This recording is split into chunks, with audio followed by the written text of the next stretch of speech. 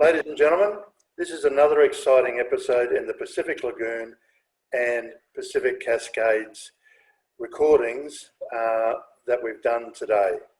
Your imagination stretches beyond your pocket. Oh God, you can get the hell of around. Exactly right. So anyway, that's the update. That's excellent news.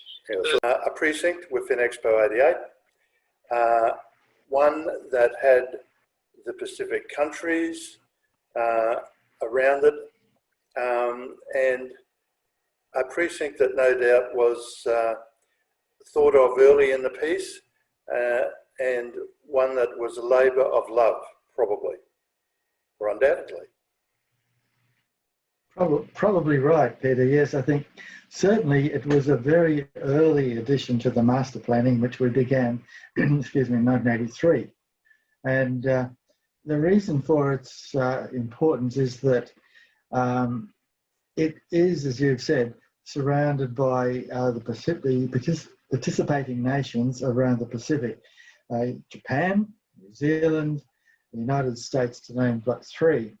And of course, it's the home of the nations, the island nations of the South Pacific. And it was, it's the largest precinct on site, actually, and it is basically at the centre of everything, right in the heart of the overall site, along the main boulevard, which crosses it on the main bridge.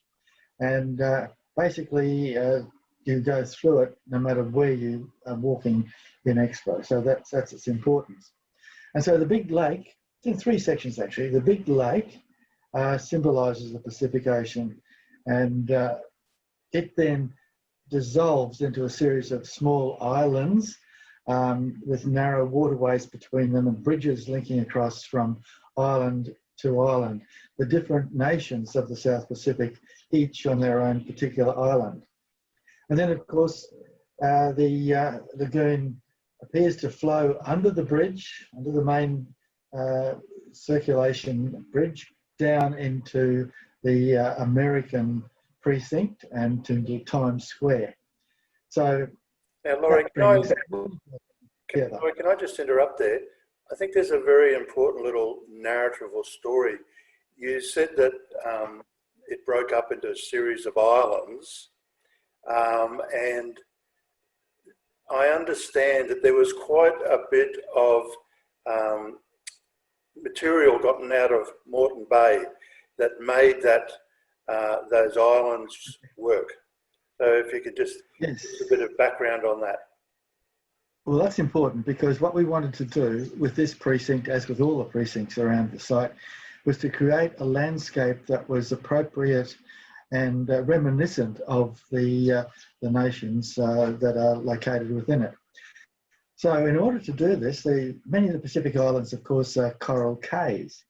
And so we built these islands and we needed then to decide how do we surface that. We want people to be able to walk around, and the islanders built their own huts out of bamboo and palm fronds and so on. Well-made structures, very well-made structures. So in order to give it that real South Pacific feeling of a tropical island, we organised with the government, which was no problem, to open up the coral reefs in Moreton Bay, which were once, decades and decades ago, mined there from the bay and then taken up the Brisbane River where they were converted into cement, just near Fig Tree Pocket. And so that was all organised. So we re-excavated that area, brought the coral in, pulverised it, and then spread it over all of the island sites, so that when you walk through, you were walking on coral, and that lovely white surface, and just worked so well with the grass huts and the palm huts, and under the canopy of more than 1,000 palm trees. So were they real palm trees, Lawrie?